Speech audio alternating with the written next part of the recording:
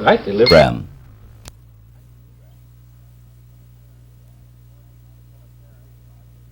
An appearance at the parking lot across the street from the hotel, and he is on his way up. We expect him to walk through this door at any moment. The crowd has been here since early this morning, and when he addressed the group in the parking lot across the street, there were apparently 3,000 to 4,000 persons. This is just a guesstimate, as officials say. The crowd had continued to build and probably will continue to build throughout this half-hour event here at the Hotel Texas, because many people want to see the president when he leaves to go to Carswell Air Force Base. The 2,000 guests here in the ballroom have already had breakfast. They are waiting, and so in one sense, the presidential breakfast title is misleading, because the president will walk in just in time to sit down and make his address to the people. He should start talking within about 7 or 8 minutes, assuming he arrives within the next few minutes. And he plans to speak for 20 minutes. However, his schedule is so tight, he's due in Dallas in less than 2.5 hours. He may not speak that long. He may tailor his speech to fit the time available. At 5:30 this morning, people were already waiting outside, and at 5:30 there was a heavy rain coming down. It was strange to see that the parking lot, or several of the parking lots around the hotel, were already filled at 5:30 in the morning. It looked more like about 7:30 or 8 o'clock at night in downtown Fort Worth. Coming into the ballroom with the governor, the president will be Governor John Connally, Senator Ralph Yarborough, and Vice President Lyndon Johnson. The rest of the head table's already been seated. They came in about 17 minutes ago. We understand that the president is just about ready to come in through. He'll come in through the kitchen, incidentally, as a security measure, and will leave the same way. There had been plans for him to leave from here in an open car. A convertible is parked outside, but with the rain falling the way it is, it's fairly certain that the top will be up.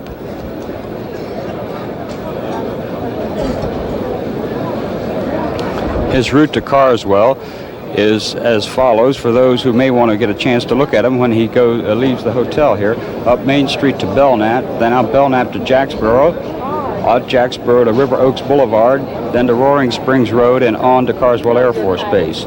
More than 1,000 students at River Oaks Elementary School will be out of class for a few minutes so they can see the president's motorcade go by.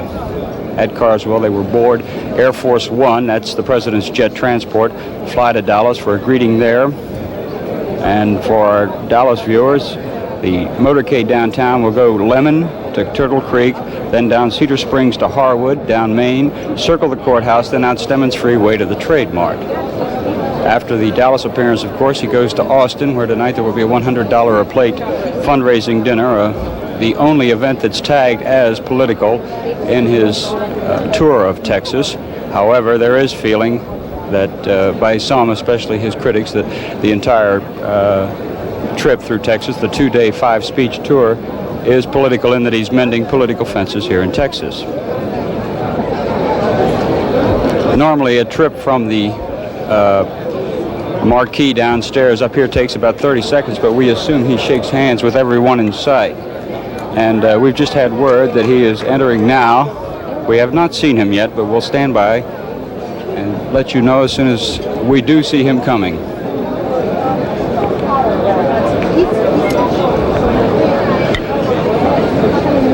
Among those seated at the head table are Monsignor Vincent Wolf, who will give the invocation. You see him there talking to Fort Worth Mayor Pro Tem Willard Barr. That's Mrs. Barr between them. Down the table next to them are Judge Marvin B. Simpson Jr. and his wife, Mrs. Simpson. Then the woman there on the right is Mrs. Kennard. Her husband is downstairs with the president. He will enter the hall with him. The next lady is Mrs. John Connally, of course. Her husband, too, will come in with the president, as will Mrs. Lyndon B. Johnson's husband. The next two seats are reserved for the president and Mrs. Kennedy. On the other side of the rostrum, you see Mayor Baird Friedman and his wife. And next to him would be Attorney General and Mrs. Carr. Then House Speaker Byron Tunnell. As you can see, who's who in Texas politics is here for this event today. Next to them are Mr. and Mrs. Marion L. Hicks, The next couple you will see are Mr. and Mrs. Jack W. Melcher. This breakfast is being sponsored by the Fort Worth Chamber of Commerce, and here is Milt Atkinson Jr., director of the Fort Worth Chamber. And seated next to the Atkinsons are Mr. and Mrs. O.C. Yancey. Mr. Yancey is a labor leader in Fort Worth, and the man who will give the benediction is Dr. Granville T. Walker, seated at the end of the table there.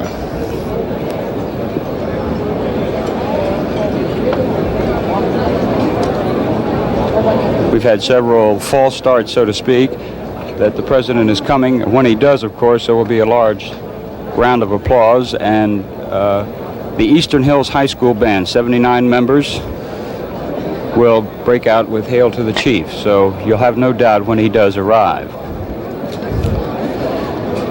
When the president appeared out in the parking lot, he broke one of the cardinal rules of security.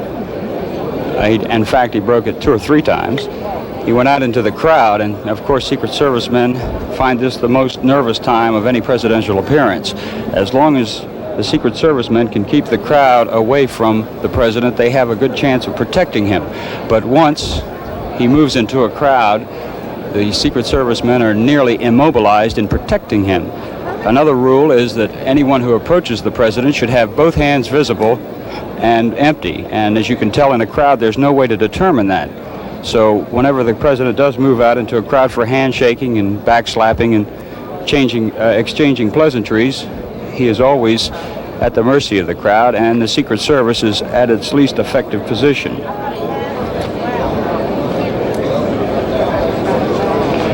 On September 6, 1901, those 2 rules were broken, and it ended in tragedy. That was the day that President William McKinley was appearing at the Pan American Exposition in Buffalo, New York. And at a public reception, the crowd moved in around him, and the 3 Secret Service men who were guarding him had no chance to screen the people approaching him. Because it was a hot day, Secret Service also allowed persons to have handkerchiefs in their hands to wipe their perspiring brows. It just so happened that one of the thousands of handkerchiefs in that large hall covered a revolver in the hand of 28-year-old Leon Czolgosz. He was an unemployed mill worker. He said he was an anarchist. He was also was a man with a long history of mental illness. And as in many important occasions of the world, no one seemed to sense that anything different was going to happen. When McKinley reached out to shake Czolgosz's hand, it looked like a familiar scene. The scene of the President of the United States shaking hands with Fred Nobody. The assassin shattered that picture quickly. He slapped McKinley's hand away and fired 2 shots point blank. In an instant, McKinley's attacker was driven to the floor. As the president was being helped to a chair, McKinley murmured, "Don't let them hurt him." 7 days later, McKinley was dead. Oddly enough, the assassination attempt was staged in the Temple of Music, quite an ironical note, and there was a quiet Bach sonata being played in the background when the 2 fatal shots rang out. Now here comes Vice President Johnson, Governor Conley, Senator Ralph Yarborough, Congressman Jim Wright, State Senator Don Kennard. But still, the president has not arrived. You may have heard the drums roll in the background in anticipation of it. When the president walks in, they will play Hail to the Chief. And now we expect any moment now the president to enter the hall.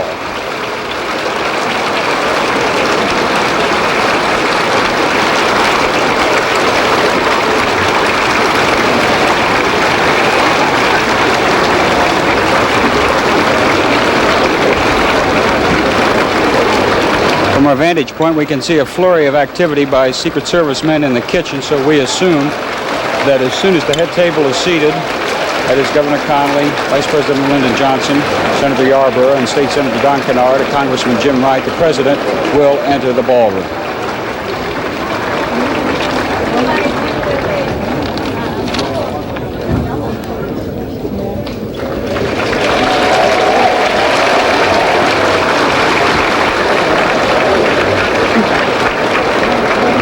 One of the Secret Service men, who is one of the key operators here, has just stepped into the kitchen, so we assume he is preparing the way for the president. He was due to arrive in the ballroom at 9 o'clock, and if my watch is correct, it's now 9:10, so he's running about 10 minutes behind schedule. Just what effect this will have on the length of his speech, we do not know.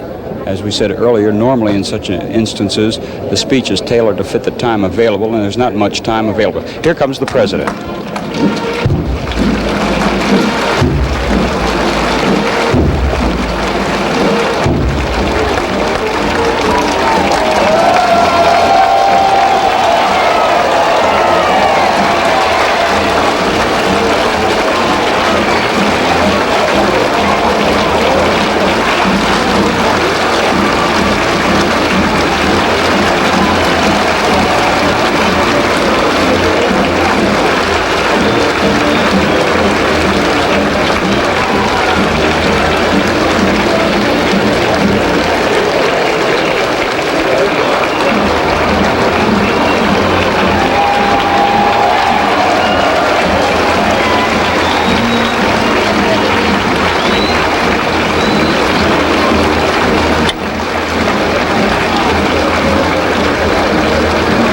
As you may have noticed, Mrs. Kennedy did not enter with the President. So far, we have no indication of where she may be.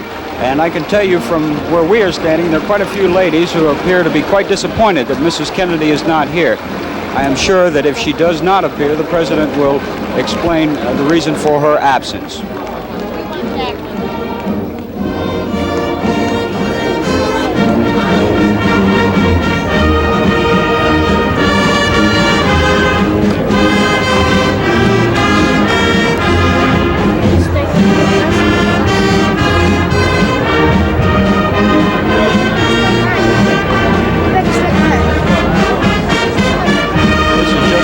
But we think perhaps the President was delayed. He may have changed his suit coat when he entered the building from the parking lot appearance across the street. He was quite damp from the rain. He was the only member of the official party that did not wear a raincoat.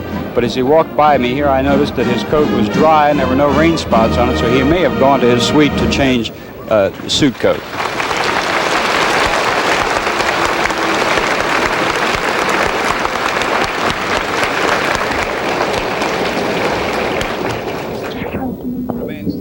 Please. The invocation will be given by Monsignor Vincent J. Wolfe.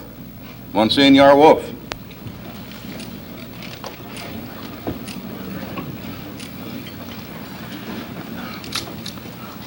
O eternal God, Father of these United States of America, we as a nation are grateful for our noble destiny. From the day of our initial consecration to Thee, we have relied upon Thine omnipotent providence, and under Thy protection, we are now before the world a beacon of hope, a shrine of liberty and justice for all. Our founding fathers proclaimed Thee Creator, and by that fact, our country promotes for each resident a liberty most absolute and an equality most entire. O God of might and wisdom, with Thy Spirit of counsel and fortitude, assist our President of the United States that his administration will be useful and fruitful for the common good of Thy people over whom he presides. And, O God, may we with him be Thine instruments in establishing the divine harmony throughout the world, so that Thy sons and daughters from one end of the earth to the other may be free to join in the glorious hymn of worship. Glory be to Thee, O God, in the highest, and on earth, peace. Now, O God, the giver of good gifts, we thank thee for the food which thou hast given for the nourishment of our bodies, the temples of our souls, made to thine image and likeness. Amen. Be seated, please.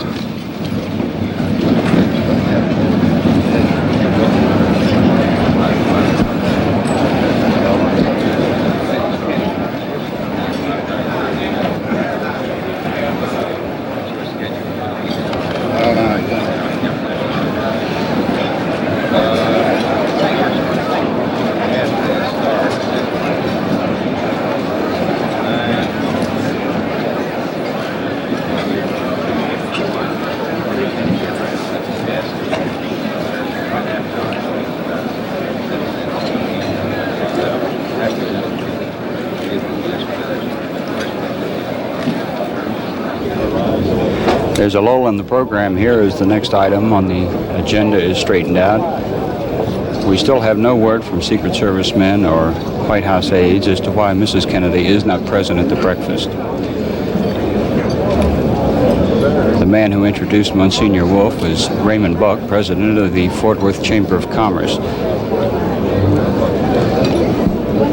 If everything goes according to schedule, the next item on the program will be a rendition by the Texas Boys Choir.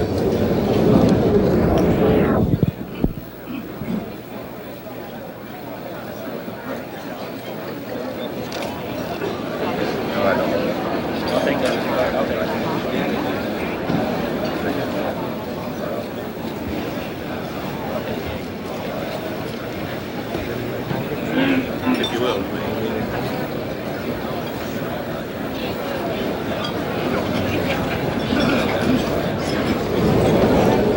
In a situation like this, the best a reporter can do is guess sometimes, but we've been watching the head table closely, and so far there's been no coffee placed at Mrs. Kennedy's spot at the table, and no breakfast has been set down. So this indicates that she will not appear. Now, once again, here's Mr. Buck. Ladies and gentlemen, it's wonderful to see you all here this morning, and we now are going to have the pleasure of hearing from Fort Worth's finest, the Texas Boys Choir.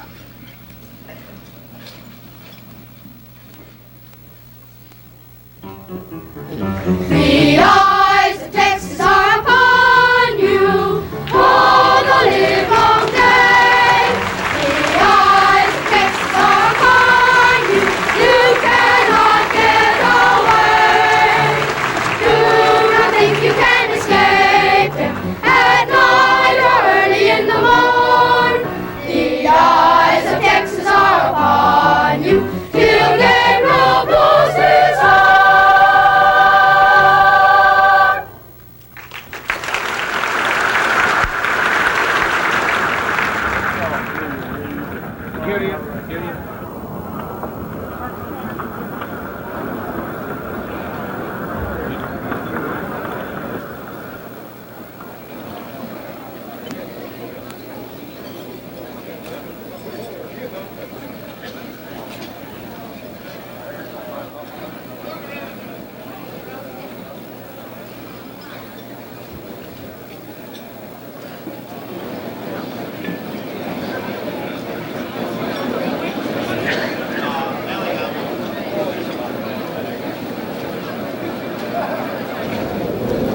It's strange how in situations like this, a relatively minor character can become so important. Quite a few people in the ballroom are watching the maitre d'. He's the short man that's walking back and forth behind the head table. He put a plate in front of Vice President Johnson. He put one in front of Kennedy, and quite a few people noted that so far there is no plate at the place of Mrs. Kennedy.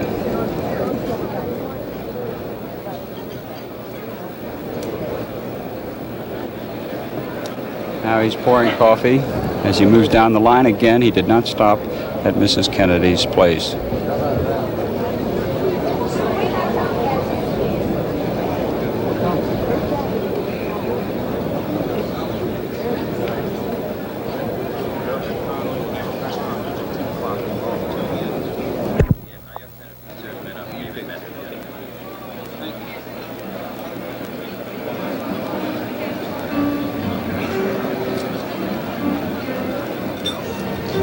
There was a noble ranger, his name was Mustang Gray. He left his home in Butter, went ranging far away, went ranging far away. He never sleep within a tent, no comforts would he know, but like a brave old Texian, a-ranging he would go, a-ranging he would go. Oh, Mustang Gray was the hero of his day, no more the Indians will he fight, for he's heard his last war whoop, having joined another troop, where they haven't any enemies to fight.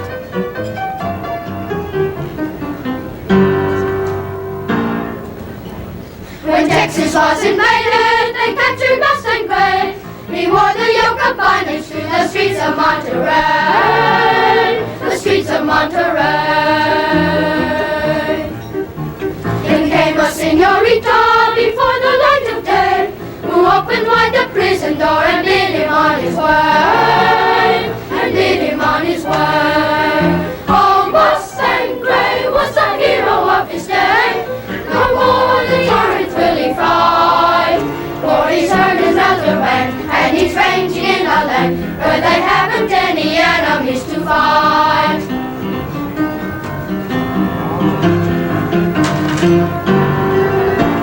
And when this veteran's life was spent in Rose's last command, to bury him on Texas soil beside the Rio Grande, beside the Rio Grande. And there the lonely traveler would rest his way. We've just received word from one of the president's aides that Mrs. Kennedy is on her way down, and apparently this is what's caused the delay, because there are additional selections by the Texas Boys Choir not scheduled for the program. And as far as we can determine, she will enter the same way the president did, through the kitchen door that you see, for security reasons. 1 minute ago, we were told she'd be down in 30 seconds, so as you can see, we are just standing by until she arrives.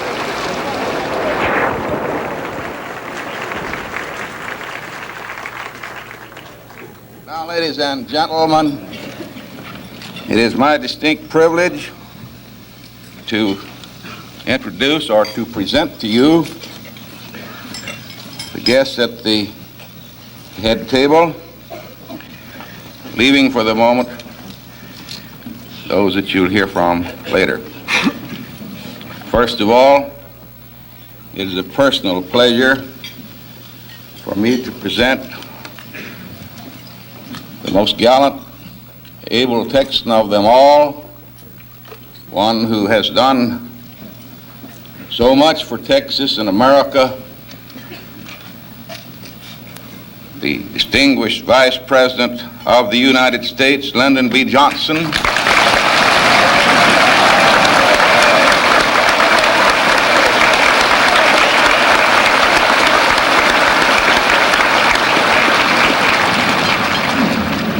And his lovely wife, companion, Lady Bird.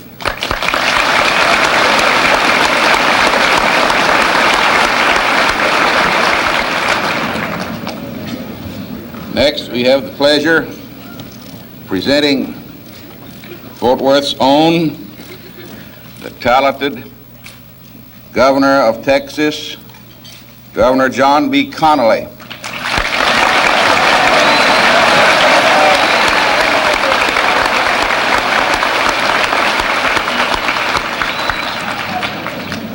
And his sweet wife, Nellie.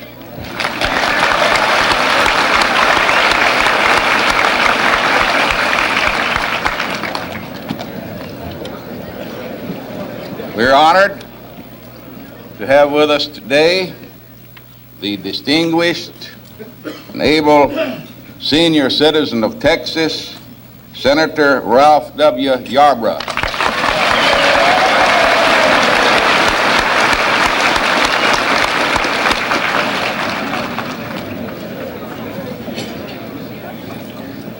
We have had many able congressmen from this district, none of which have ever surpassed in dedication, loyalty, and capability to country and to district, the Honorable Jim Wright.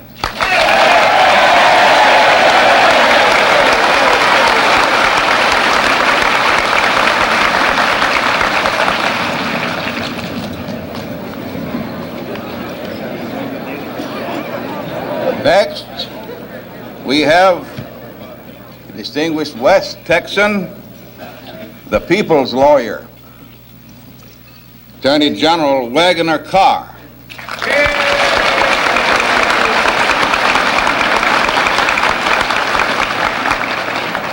And the attractive Mrs. Carr.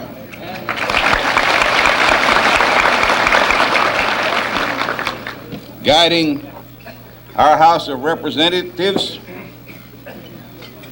with a firm hand and with great success is our Speaker, Byron Tunnell.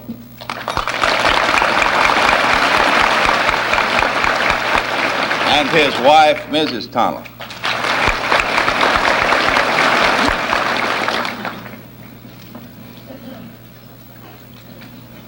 Near here on my left, the able, dedicated, hard-working mayor of this vibrant and vigorous city, who is giving us a tremendous administration as mayor, Mayor Barrett H. Friedman.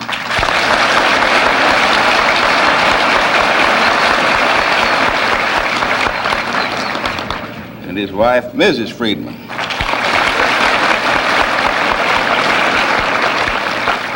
Only one county in the United States, I have been told, is free of debt, Mr. President, and that is Tarrant County. Represented here this morning by our County Judge Marvin B. Simpson, Jr.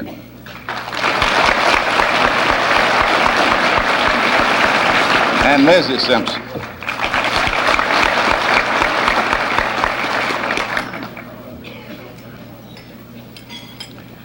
Assisting, substituting at times for our mayor, we have a very fine Mayor Pro Tem. He's been a leader here in political and business circles for many years, Willard Barr.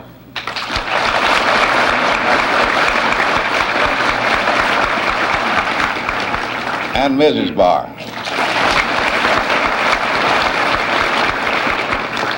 In the state Senate, we are ably and vigorously represented by our Senator Don Kennard.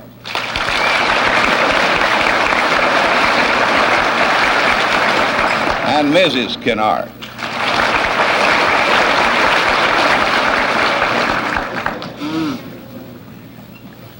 In the Chamber of Commerce,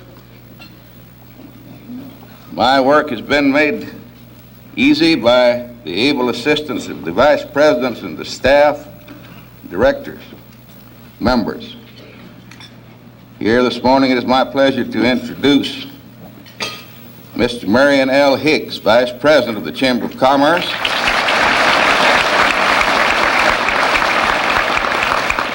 and General Dynamics.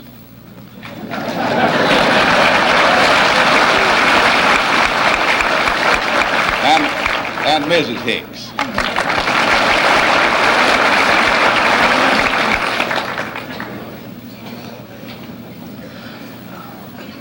Also of tremendous value, assistance to the Chamber of Commerce the last 2 years has been our Vice President Jack W. Melcher of Lennox Manufacturing Company, and Mrs. Melcher.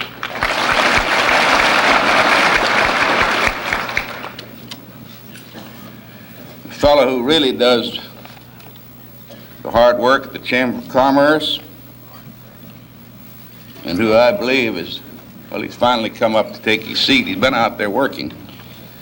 Is our very talented Milton A. Atkinson, Vice President and General Manager. And Mrs. Atkinson.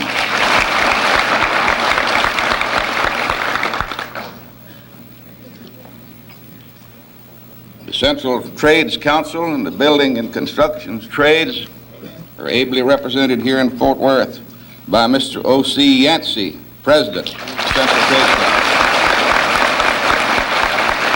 and Mrs. Yancey.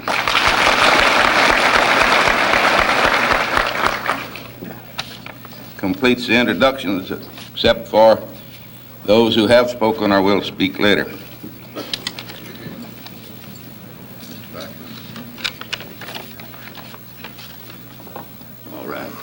All right. And now is an event that I know all of you have been waiting for. They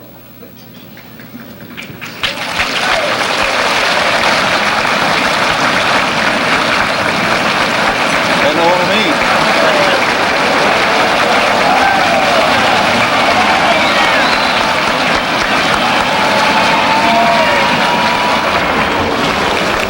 As you can tell from the reaction, that's Mrs. Kennedy coming in. She's been standing outside in the kitchen waiting for the introduction of the guests at the head table to be completed. Now she is moving up to the front of the ballroom, mounting the dais. For the ladies in the audience, she's wearing a pink outfit trimmed in black. If I knew more about it, I'd tell you the kind of material. It looks like a nubby material, wool of some type. And with the chilly weather outside today, this is probably very appropriate.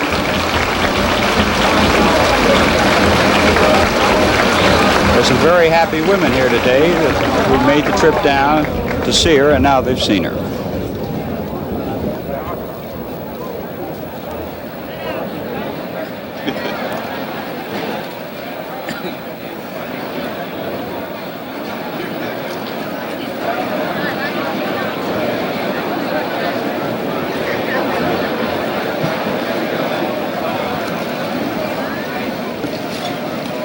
There is always